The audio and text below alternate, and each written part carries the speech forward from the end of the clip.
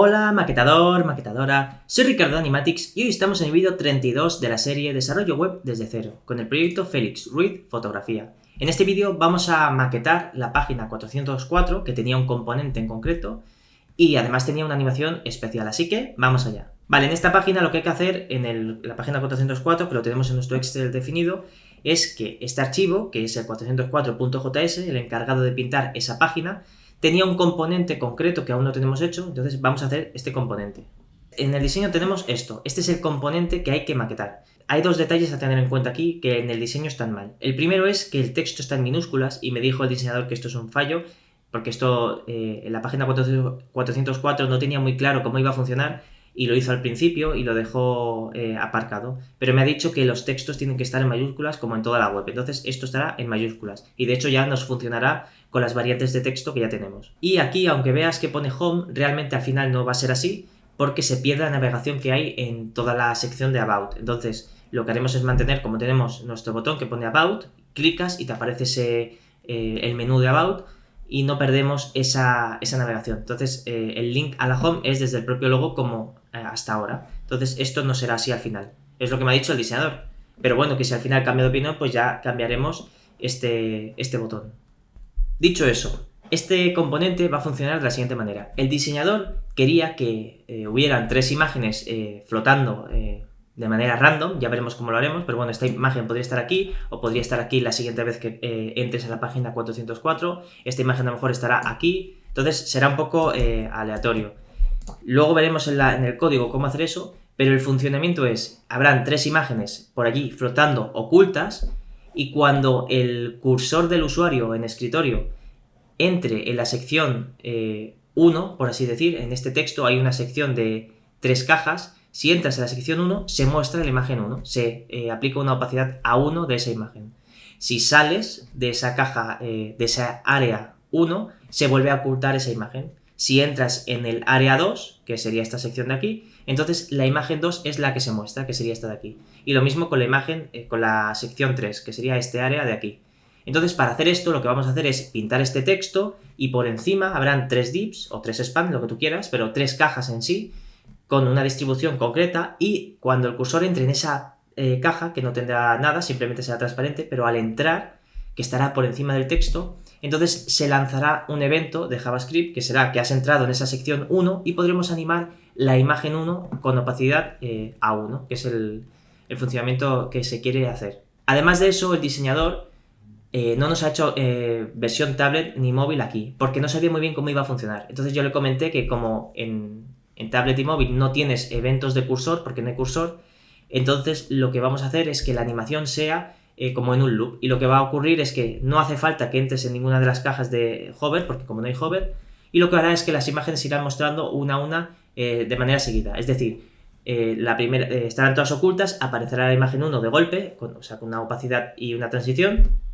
se volverá a ocultar, después se mostrará la imagen 2 con esa animación de opacidad, se volverá a ocultar, luego la imagen 3 y así infinitamente, otra vez la 1, otra vez la 2, en bucle.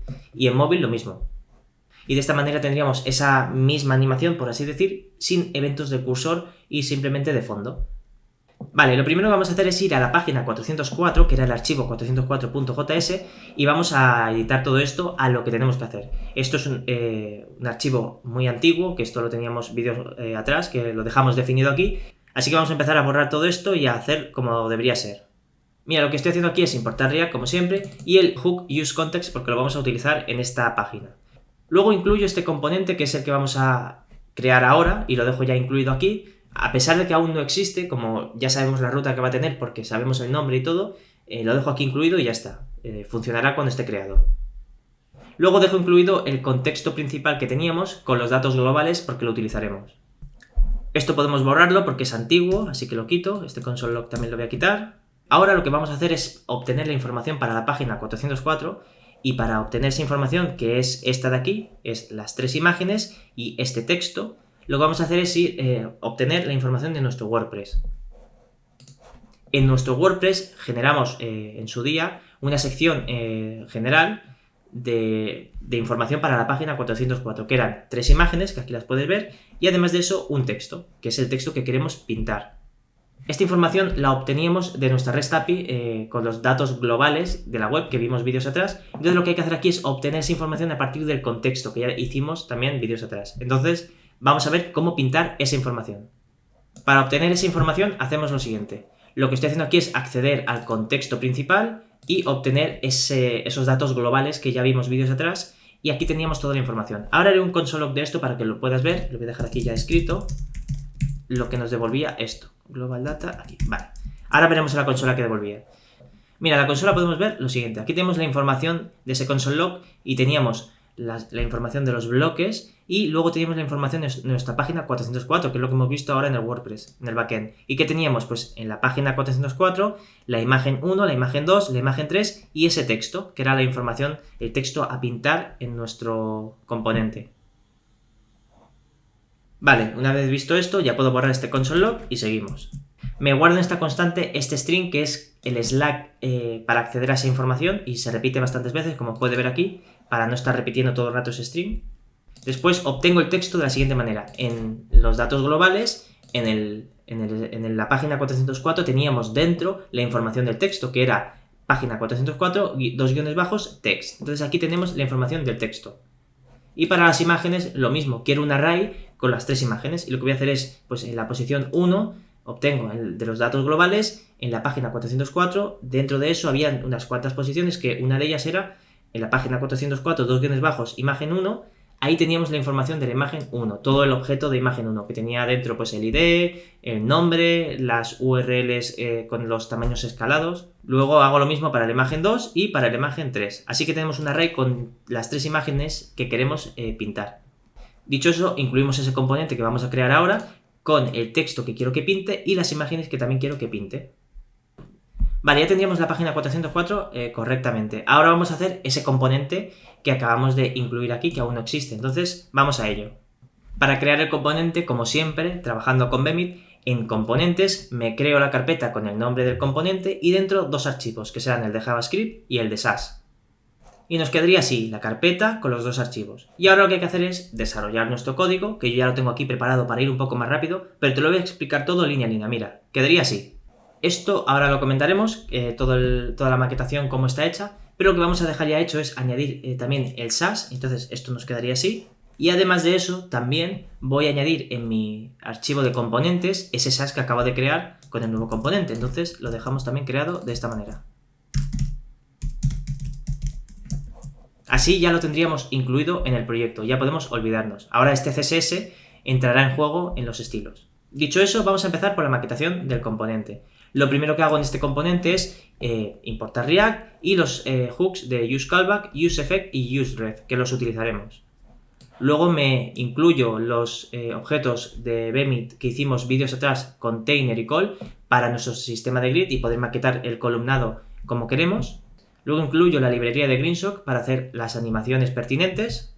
Y además me incluyo este hook que hicimos para saber si nuestro dispositivo es táctil o no. Después registro el componente con el nombre que toca y las propiedades que venían dadas, que eran el texto y las imágenes. Y luego exporto este componente por defecto. Vale, ahora vamos a ver el código. Lo primero que hago es crearme el prefijo de este nombre de componente porque todas las clases en Bemit van a ir en función de este componente. Luego obtengo si el dispositivo es táctil o no con este hook que hicimos vídeos atrás. Creo una referencia para este componente. Luego me creo un timeline con GreenShock y además le pongo la propiedad repeat-1 para que esté todo el rato en bucle esa animación que haremos ahora. Y luego me creo estas 3 constantes para trabajar con ellas, que son las clases a las que quiero hacer referencia de este componente. Y como se repiten en varios sitios, pues para no estar repitiendo todo el rato el código, las creo en una constante y podemos seguir. Aquí lo que está haciendo es la caja de la imagen, pues para referenciarla de esta manera, una clase de estado de Bemit, que es para mostrar las imágenes y es con esta clase, y luego el envoltorio de imagen también tiene para atacarlas de alguna manera, pues tengo esta referencia. Vale, dicho esto, vamos a ver ahora la estructura del HTML.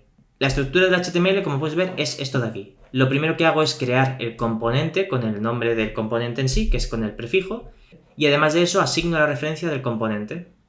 Luego añado un container para que la distribución de espacios esté limitada a las 12 columnas que tenemos, y luego dentro una columna de 12 en escritorio, 6 en tablet y 4 en móvil. Además le paso el prefijo. Así tendremos en el diseño delimitado esas 12 columnas y además una columna de 12 de tamaño, es decir, el 100%, que sea desde aquí hasta aquí, fíjate, sería algo así.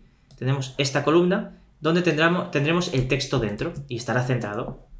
Dentro de la columna tenemos el envoltorio, que es este div de aquí, y dentro de este envoltorio de todo nuestro contenido, este div interno, que es el div que contendrá realmente nuestras cajas de texto e imágenes. Esto lo hago así porque luego necesito trabajar con posiciones relativas y absolutas, y para poder controlar las posiciones top y left correctamente lo necesito hacer de esta manera. Luego tenemos este div que es la caja de texto que estará por encima de las imágenes. Entonces lo que estamos haciendo aquí es, esto seguramente estará a posición relativa, por ejemplo con un z-index de 2, y luego tendremos aquí el HTML de las 3 imágenes sueltas con una posición absoluta de un z-index de 1. Así siempre estarán las 3 imágenes por detrás de este texto. Dicho eso, dentro de la caja de texto tenemos el envoltorio de texto, que es este div de aquí, y luego tenemos el propio texto que pintaremos, que será de esa propiedad texto que venía dada por propiedades, y además de eso le asignamos el tamaño de fuentes pequeño que teníamos registrado. Además de eso tenemos 3 divs, que luego veremos el HTML de esto, que son las áreas en las que se puede hacer hover y tenían esa funcionalidad que hemos comentado como animación. Ahora veremos el HTML de estos nodos y de estos también. Pero bueno, el funcionamiento es ese. Cuando hagamos hover dentro de este área, de esta pequeña área dentro donde el texto, lo que queremos es que se muestre la imagen 1. Entonces se tiene que mostrar esta imagen. Cuando hagamos hover en esta otra área de texto, queremos que se muestre esta otra imagen. Entonces vamos a ver cómo está hecho el HTML para ver cómo enfocar esto. Mira, vamos a ver cómo generar ese área de hover. Aquí lo que hago es con el hook de useCallback guardar esta función, memorizarla, para que nos esté continuamente registrando, a no ser que cambie esta dependencia, que es si es táctil o no. Entonces sí que nos interesa que se vuelva a cambiar la función, que vuelva a registrarse en ese momento. Por propiedades a esta función se le pasaba el ítem. Fíjate aquí abajo que le estábamos pasando al área un ítem, pues el 1, el 2 o el 3, para tenerlo referenciado. Lo primero que hacemos aquí es mirar si estamos en un dispositivo táctil o no, porque si estamos en un dispositivo táctil no hay cursor, entonces no hay área en la que hacer eventos de cursor, pues no hace falta que pintemos ningún tipo de HTML. Entonces, si el dispositivo es táctil, retornamos null para que no pinte nada nuestro HTML. Si no es táctil, es decir, estamos en escritorio, sí que hay eventos del cursor y entonces sí que nos interesa pintar ese HTML especial. Y ese HTML especial es el siguiente. Lo que hacemos es pintar un div, como te he comentado, con una clase especial que se llamará hoverArea, y tendrá un ítem concreto, un data item, para referenciarlo después, que será el ítem que me has pasado por propiedades, que en este caso es 1, 2 o 3. Entonces aquí pondrá un 1, un 2 o un 3 en función de cuándo se pinte, y tendrá dos eventos registrados, que son cuando el cursor entre en este nodo, se lanzará esta función, y cuando el cursor salga de este nodo, se lanzará esta otra función. Vale, vamos a ver cómo se pintan las cajas de las imágenes. Lo que hago también es un useCallback para memorizar esta función y que no se esté registrando continuamente. Y lo que hago es pasarle por propiedad también un ítem, como hemos visto. Entonces, este fragmento de HTML que estamos viendo aquí, le estaba pasando por propiedades un ítem, el 1, 2 o 3, que es la imagen 1, 2 o 3. Entonces, lo que hago aquí es pinto la caja de imagen, que además de eso tendrá una clase especial para referenciar con JavaScript, que era este nombre de clase, como puedes ver aquí, y además de eso le asigno un data item con el ítem que me has pasado por propiedades. Entonces tendrá aquí un 1, un 2 o un 3. Luego lo veremos esto en el navegador. Dentro de la caja de imagen tenemos el envoltorio de la imagen, que es este div, que tiene este selector y además otra clase especial para referenciar con JavaScript, que es esta otra. Y dentro del envoltorio de imagen tenemos la propia imagen, el propio tag imagen, con el selector _image y el src que nos interesa.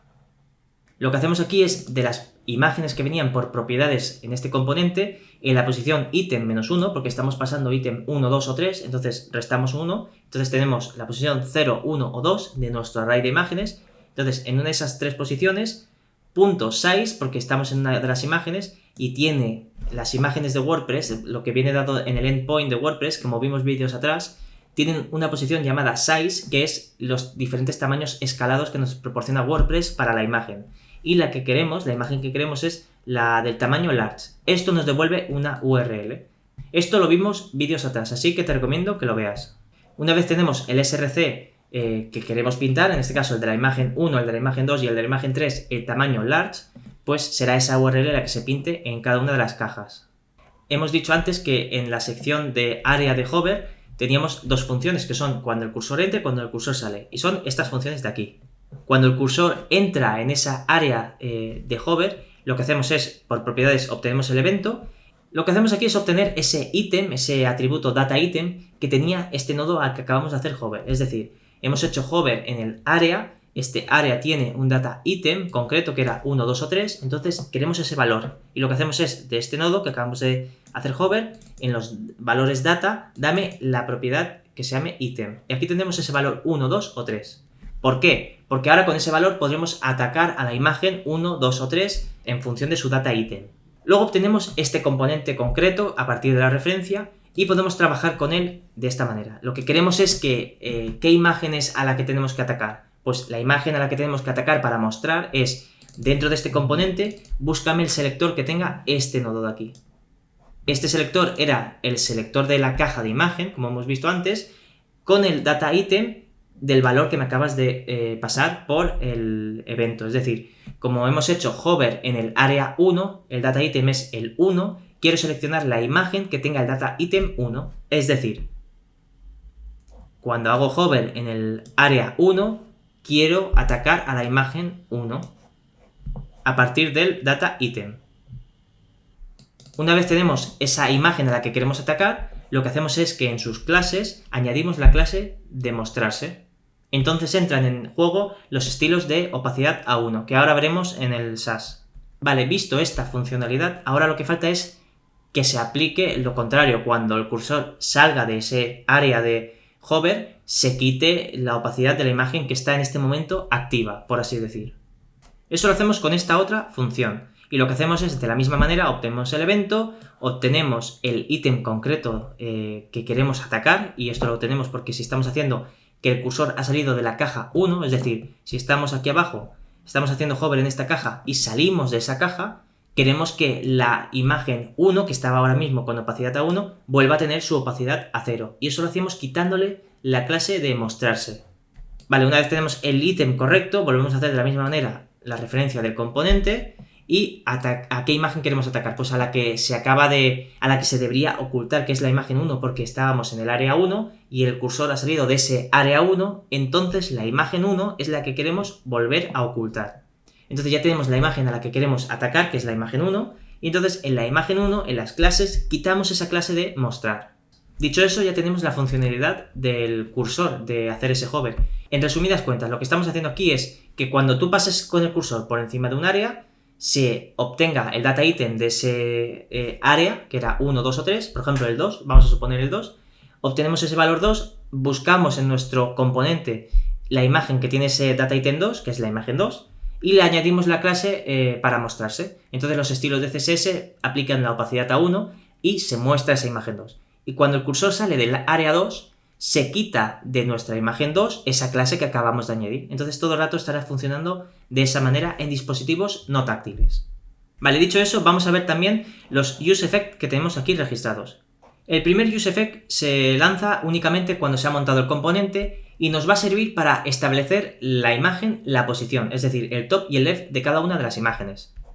Para hacerlo, lo que hago es obtener la referencia de este componente, como hemos visto antes. A partir de este componente lo que hago es seleccionar todos los nodos que tengan este selector. Y este selector era la caja de imagen. Y además lo hago con este operador para obtener un array y así poder hacer un punto map cómodamente. Vale, una vez tenemos los nodos de las imágenes que queremos ir estableciendo sus posiciones, lo que hago es un punto map y en cada iteración tenemos esa imagen, ese nodo de imagen concreto. Lo que hago es obtener las posiciones left y top a partir de un valor random. Como tenemos la librería de Greenshot incluida, ya te permite hacer tiene una función que es para hacer valores random y entonces la voy a utilizar, que sería hacer el valor mínimo, el valor máximo y cuánto quiero que se incremente de uno en uno. O sea, esto no dará, por ejemplo, 20,5, dará 20, 21, 22, 23, pero no dará decimales, que es lo que nos interesa. Si quisieras, podrías hacerlo aquí con una función de JavaScript sin utilizar la librería, pero como ya tenemos esta librería incluida y ya tiene esa función de random, pues la utilizaré. Una vez tenemos esos dos valores, lo que hago es al nodo de imagen actual, en sus estilos, aplicar en una propiedad que será $left, que es una variable de CSS, y le ponemos el valor left, que el que acabamos de calcular, que será un valor random, en porcentaje. Entonces esto, por ejemplo, dará 40%. Y lo mismo con el valor top. Y esto a lo mejor da, pues, 50%. ¿Vale? Pues de esta manera ya tenemos en cada una de las imágenes las posiciones left y top asignadas en cada una de ellas y con un valor random, entre 20 y 80. Y luego tenemos este useEffect, que es para saber si es táctil o no. Entonces lo primero que hago es ponerle como dependencia si es táctil o no, porque el valor empieza siendo false, nunca es táctil. De entrada te da que no es táctil y luego se hace la comprobación y nos devolvía si era de verdad true o false. Entonces si cambia de false a true, es decir, acabamos de ver que sí que es táctil, entonces entrará aquí el useEffect y miraremos si es táctil por si acaso y entonces acabamos de ver que sí que es táctil y se lanzará nuestro código. Lo que hacemos es lanzar nuestra animación de mostrar imágenes en loop, que ahora te enseñaré, y cuando se desmonte el componente pues borramos esa animación y la limpiamos de memoria. Vale, vamos a ver cómo se registra esa animación. Esta función lo que hace es lo siguiente. Lo primero es obtener el componente en el que estamos y a partir del componente en el que estamos obtenemos también las imágenes que tenemos dentro de este componente. Y además lo paso, como te he dicho antes, a un array para iterarlo de manera fácil. Me creo estas dos constantes con el valor del tiempo y el delay entre cada paso de animación. Lo primero que hago es este método de nuestro timeline para limpiarlo por si acaso. Entonces de esta manera sabemos sí o sí que estamos en el punto inicial y está todo limpio. Entonces ahora empezamos a registrar en nuestro timeline las animaciones. Aquí lo que estoy haciendo es recorrer ese array de imágenes para ir estableciendo las animaciones. Recordemos que las imágenes por defecto tienen opacidad a 0. Entonces la primera vez las tres imágenes están ocultas. Entonces si estamos en la primera iteración, es decir, la i es 0, aquí no entra, porque no es mayor de 0. Entonces no hace esta animación porque era para aplicar una opacidad a 0. No hace falta porque ya están en opacidad 0. Después de eso establezco una animación a nuestro timeline con el método .to y le digo el selector que quiero aplicar la animación y los valores que quiero que se apliquen. Este selector hace referencia de nuestras cajas de imágenes, la que tiene el data item, en este caso 1 más 0 la primera vez, entonces al data item 1, a la imagen 1, dentro de esa caja de imagen, al nodo envoltorio de imagen, que era esta clase de aquí que hemos definido antes. Entonces a este nodo, que es dentro de la caja de imagen, se le aplica esta animación que es opacidad a 1, porque está 0 en móvil y tablet, en dispositivos táctiles, y le aplico un delay concreto para que espere un poco para hacer la animación y luego cuánto dura la animación. Vale, una vez tenemos esta animación añadida a nuestro timeline, el bucle sigue y ahora es la i 1, entonces como la i es 1 sí que entra en esta pequeña animación, sí que se registra esta animación en nuestro timeline. Y esta animación lo que hace es a todos nuestros envoltorios de imagen aplicarles una opacidad de 0, con una duración concreta. Esto lo hago así porque la imagen 1 ahora mismo estaba con opacidad, se estaba viendo, y las otras dos estaban ocultas. Y lo que hago aquí es, me da igual qué imagen, las tres las quiero a opacidad 0. Entonces la imagen 1 que estaba con opacidad pasa a ser 0 y volvemos a tener las tres imágenes ocultas. Entonces, una vez se ha registrado esa animación de ocultar todas las imágenes, que realmente y visualmente solo vemos que la imagen 1 se oculta, después de eso volvemos a registrar otra animación.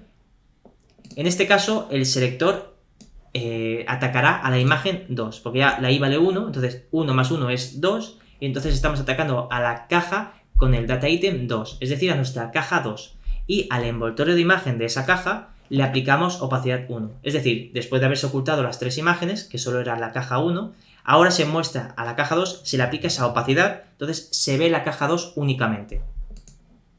Una vez registrada esta función, vuelve el bucle al inicio, la i vale 2, entonces vuelve a entrar en este if, y ¿qué vuelve a pasar? Que ahora que tenemos la imagen 2 mostrándose, vuelve a aplicarse una opacidad a 0, realmente a los tres envoltorios, pero como ya hay dos ocultos, la imagen 2 se oculta. Una vez ocultada la imagen 2, volvemos a registrar una animación. En este caso la i vale 2, entonces 2 más 1 es 3, entonces a nuestra caja con el data item 3, es decir, a la última que tenemos, al nodo interno envoltorio de imagen, lo que hacemos es aplicarle esa opacidad a 1, es decir, volvemos a tener las tres ocultas, porque se acaba de ocultar la 2, la caja 2 se acaba de ocultar, entonces la caja 3 se vuelve a aplicar una opacidad, entonces ahora se muestra la caja 3, hemos terminado de registrar la animación a la caja 3, de que se aplique la opacidad a 1, tendríamos la caja 1 y la caja 2 ocultas y la caja 3 mostrándose, entonces lo que nos falta es ocultar esa imagen 3 para que vuelva a estar al punto inicial. Y lo que hacemos después de registrar esa animación es limpiar las animaciones. Y lo que hacemos es esto de aquí. Aquí lo que estamos haciendo es volver a aplicar a las 3 imágenes que se vuelvan a ocultar. Porque ahora mismo se había quedado la imagen 3 mostrándose. Entonces ocultamos las 3 imágenes, que realmente y visualmente es la imagen 3. Se oculta esa imagen 3 y volvemos a tener las 3 imágenes ocultas. Una vez tenemos esta última animación registrada, nos vuelve a dejar en el punto inicial, que es con las 3 imágenes ocultas. Como nuestro timeline estaba con el repeat -1, estaba en modo bucle. Entonces, todo lo que acabamos de registrar, una vez ha terminado, que se han mostrado las 3 imágenes una a una, se muestra la 1, se oculta, se muestra la 2, se oculta, se muestra la caja 3, se oculta, y otra vez volvemos a empezar porque estamos en el estado inicial, que eran las 3 ocultas. Entonces, se vuelve a lanzar la primera parte de la animación, que era mostrar la imagen 1 y ocultarla, mostrar la imagen 2 y ocultarla. Y así, en bucle. Una vez hemos registrado la animación, teníamos la función para borrar la animación y limpiarla de memoria. Y esta función se lanzaba cuando se desmonte el componente, como podemos ver aquí. Cuando se desmonte el componente se lanza esta función, y esta función lo que hace es limpiar nuestro timeline de esta manera, con el punto kill. Así se limpia de memoria y se termina la animación. Vale, dicho todo esto, vamos a ver el SAS cómo sería. Y en el SAS tenemos esto. Lo primero es asignar el selector de nuestro componente. Me creo el prefijo a partir del nombre del selector en el que estamos, por si tuviese que utilizarlo.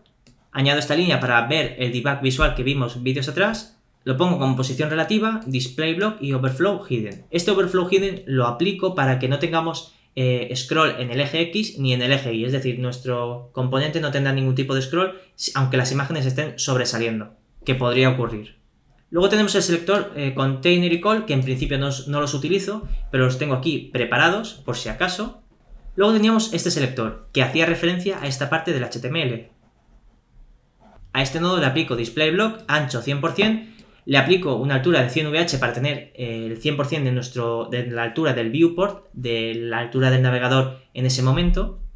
Le aplico un padding para móvil y tablet y otro diferente para escritorio. Recordemos que nuestras media queries son hacia arriba, siguiendo el principio de First Mobile. Después teníamos este selector, que era el nodo interno al envoltorio, y este selector hace referencia a este nodo del HTML. Este nodo es el que contiene la caja de texto y las cajas de imágenes en su interior. Le asigno Display Flex, alineo los nodos en el eje Y al centro, ancho 100%, altura 100%, que será la altura que el padre determinaba, que eran 100 VH, y posición relativa. Luego tenemos este selector que hace referencia a este nodo de aquí, que es la caja de texto interna a este div. A esta caja de texto lo que le aplico es un display block, text align center para que el texto esté en el centro, un ancho de 100% para que ocupe el 100% disponible, que eran las 12 columnas, posición relativa y un z-index de 2, porque de esta manera la caja de texto estará por encima de las imágenes que están como hermana de esta caja. Tenemos la caja de texto y las cajas de imágenes como hermanos todos.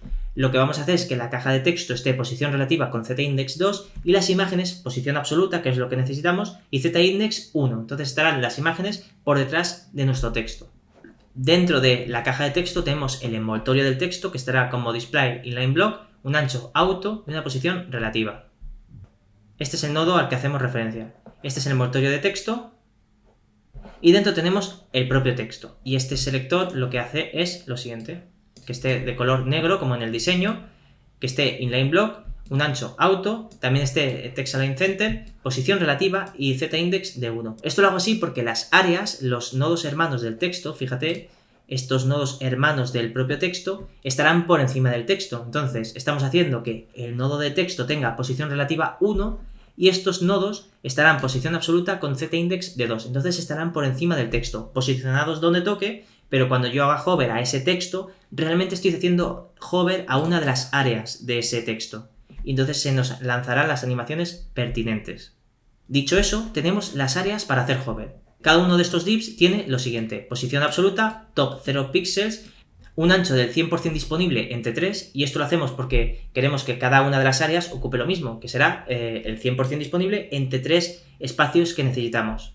Una altura del 100%, que lo determina también la altura del texto, lo asigno como display inline block y le asigno un z-index de 2 por lo que te he comentado antes. Esto está en absoluto y queremos que esté por encima del texto para que los eventos del cursor hagan referencia a esta área invisible pero que existe. Al nodo que tenga el data item 1, es decir, a nuestra área 1, lo asignamos como left 0 píxeles, entonces estará a la izquierda del todo. De la misma manera atacamos el área con el data item 2, es decir, nuestra área 2, y la queremos situar desde la posición 33%, porque tenemos desde la posición 0 está la caja 1, como hemos visto antes, ocupa 33% de espacio, entonces de 0 al 33% está reservado para el área 1, y ahora queremos posicionar nuestra caja 2, nuestra área 2, desde la posición 33% de left con su 33% de tamaño. Entonces, desde la posición 33% a la 66% está el área 2 ocupando ese espacio. Y de la misma manera, nuestra caja 3, lo que vamos a hacer es posicionarla desde este cálculo, 100% entre 3, 33% es el resultado, por 2, 66%. Entonces estamos haciendo que desde la posición 66% más 33% del tamaño de la caja área 3, o sea, es decir, desde el 66% hasta el 99%, está ocupando el espacio de la caja 3, es decir, el área 3. Y ya tendríamos esa distribución de área 1, área 2 y área 3. Mira, esto ahora lo veremos en el navegador y lo voy a dejar así para que lo veamos más visualmente, esa distribución de espacios. Dicho eso, ahora aplicamos estilos a la caja de imagen. Recordemos en el HTML cómo era, y era estas cajas de aquí. Que en el HTML esa caja de imagen es esta de aquí. Y lo que aplicamos aquí es lo siguiente. Posición absoluta, top y la variable que hemos creado antes de 2 guiones top con un valor random. Mira, te recuerdo cómo era con esto de aquí. Entonces aquí teníamos, por ejemplo, un 20%, y en el CSS lo que se va a aplicar es que cuando tengamos esa variable de 2 guiones top creada, aquí tendrá un 20%. Hasta que no exista esa variable, o si por algún motivo da algún problema, será un 0% el top de la caja de imagen. Lo mismo para el left, aplicamos esa variable de 2 guiones left que hemos calculado también en el JavaScript. Le aplico un ancho de 411 píxeles porque el diseñador lo determinó así, y mira, podemos verlo aquí, este tamaño de 411 píxeles. Un ancho máximo del 100% para que no sobresalga del contenedor disponible, un alto auto, aplico un transform de un translate en el eje X y en el eje Y de la mitad del tamaño, es decir, menos 50%, para que esté centrada la imagen. Aplico que las cajas de imagen tengan un z-index de 1 porque el texto, la caja de texto tenía un z-index de 2 y queremos que el texto esté por encima de nuestras imágenes. Aplicamos una transición a la opacidad de 0,4 segundos, aplicamos una opacidad de 1 en móvil y tablet por defecto a esta caja de imagen, y en escritorio tendrá por defecto una opacidad de 0. Esto es así porque en escritorio, recordemos, las imágenes están ocultas, lo que es la caja de la imagen, y cuando pasemos el cursor por encima de un área se aplica una clase a la imagen que toca. Por ejemplo, hacemos hover en el área 1, se aplica a la caja 1 la clase de mostrarse, que era esta clase de aquí, y entonces al añadirse esta clase se le aplica en escritorio una opacidad de 1. Entonces estamos jugando con que las cajas de imágenes están todas ocultas, y al añadirse esta clase en función del cursor, esa imagen concreta es la que se muestra en escritorio, con una opacidad de 1.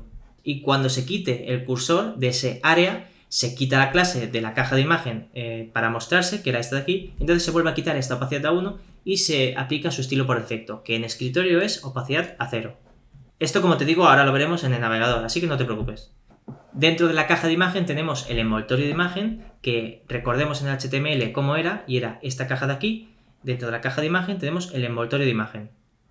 Y los estilos son los siguientes: display block, ancho y alto, auto, y una opacidad de 0 en móvil y en tablet. Y en escritorio una opacidad de 1.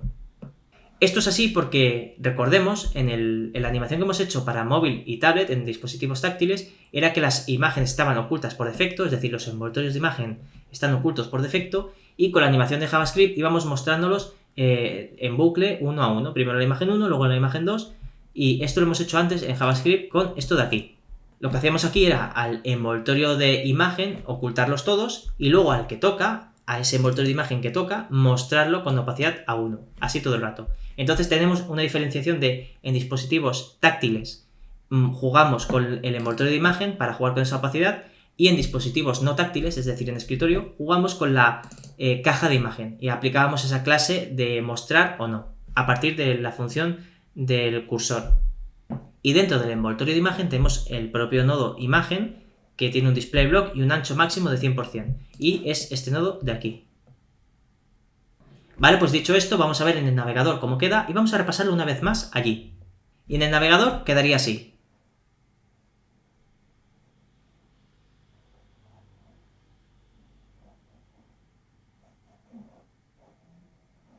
Funciona perfectamente. Si hago un debug visual se ve así.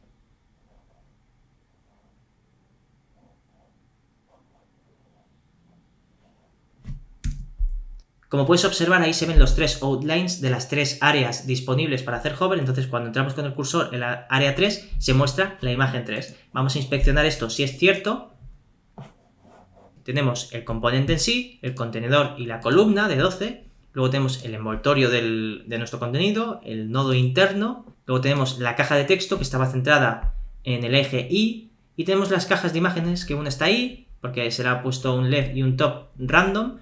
La otra está aquí abajo, fíjate donde las posiciones left y top que se han calculado por JavaScript y se está aplicando esas variables aquí en el CSS. Y luego tenemos la caja 3 también en una posición random. Entonces, cuando hagamos hover en una de las áreas de nuestro texto, fíjate que tenemos aquí el envoltorio de texto, el propio texto, que es este de aquí, y luego tenemos las 3 áreas que hemos comentado, la área 1, la 2 y la 3.